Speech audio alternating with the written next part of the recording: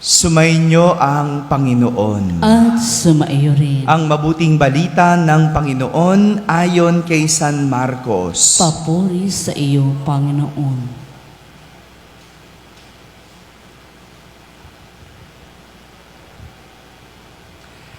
Isang araw ng pamamahinga, naparaan si Jesus at ang kanyang mga alagad sa tabi ng triguhan. Habang daay, nangitil ng uhay ang mga alagad, kaya't sinabi ng mga Pariseyo kay Jesus, "Tignan mo ang ginagawa ng iyong mga alagad. Bawal yan kung araw ng pamamahinga." Sinagot sila ni Jesus, "Hindi ba ninyo nababasa ang ginawa ni David noong si Abiatar ang pinakapunong saserdote? Nang siya at ang kanyang mga kasamay magutom at walang makain, pumasok siya sa bahay ng Diyos at kumain ng tinapay na handog sa Diyos.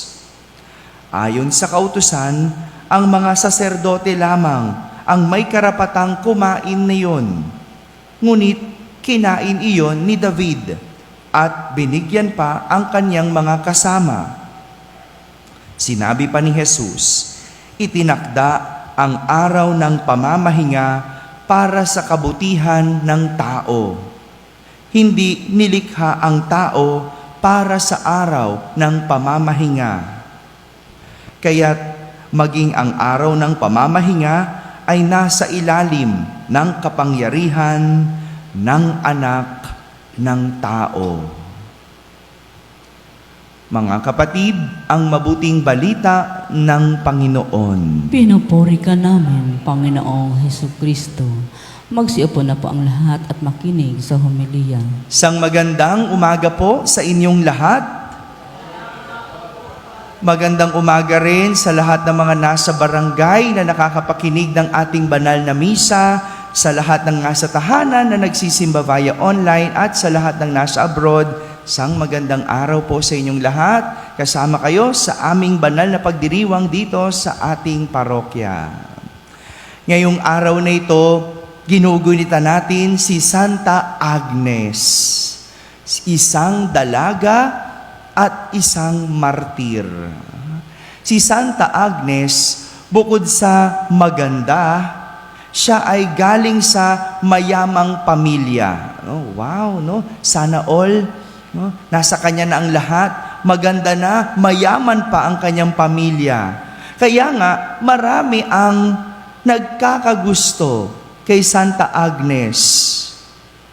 Ngunit, ang pangako ni Santa Agnes, siya ay nakalaan lang para sa Diyos.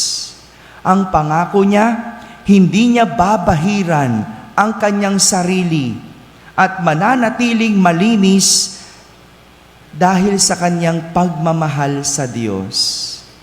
Grabe naman si Santa Agnes. Ganyan yung kanyang pangako. Simula bata pa lang, pangako na niya sa kanyang sarili na hindi siya magiging marumi. Kaya nga, sa tuwing may magkakagusto kay Santa Agnes, wala siyang ibang sinabi kundi si Jesus lang ang kanyang asawa. Bata pa lang, iniisip na niya si Jesus ang kanyang asawa. At dahil dito, marami siyang tinanggihang mga manliligaw. Marami siyang inayawang lalaki. At sa galit at insulto ng isa sa mga nanliligaw at may gusto kay Santa Agnes, inilantad niya yung pananampalataya ni Santa Agnes kay Jesus. Dahilan para siya ay usigin. Kasi nung panahon ni Santa Agnes, hindi tanggap ang pananampalatayang Kristyanismo. Kaya lahat ng Kristiyano, lahat ng nananampalataya kay Jesus, uusigin. Kung ayaw mong talikuran ang pananampalataya mo, papatayin. Kaya nga, pinatawag si Santa Agnes ng gobernador para bigyan ng pagkakataong talikuran ang kanyang pananampalataya. Ngunit matibay ang kanyang pananampalataya. Matibay ang paninindigan ni Santa Agnes, kaya mas takot siyang magkasala kaysa mamatay.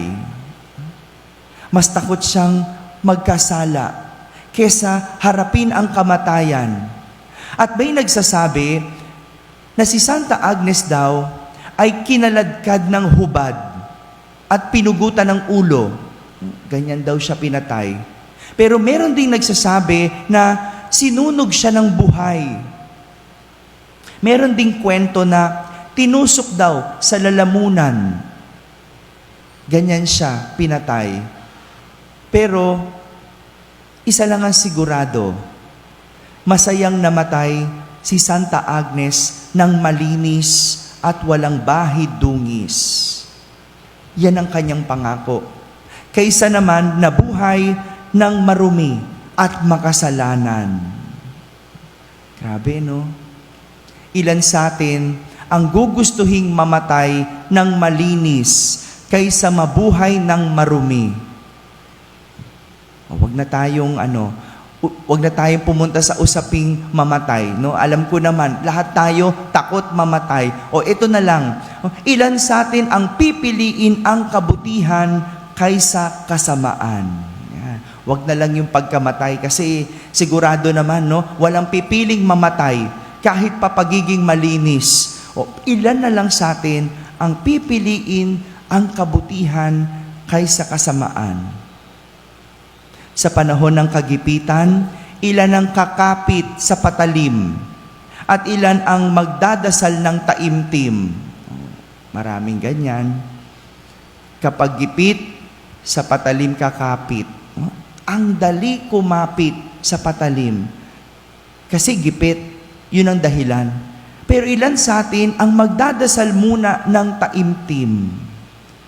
Sa mga panahon ng panunukso, ilan ang papatol at ilan ang tatalikod. Father, mahina lang naman ako eh.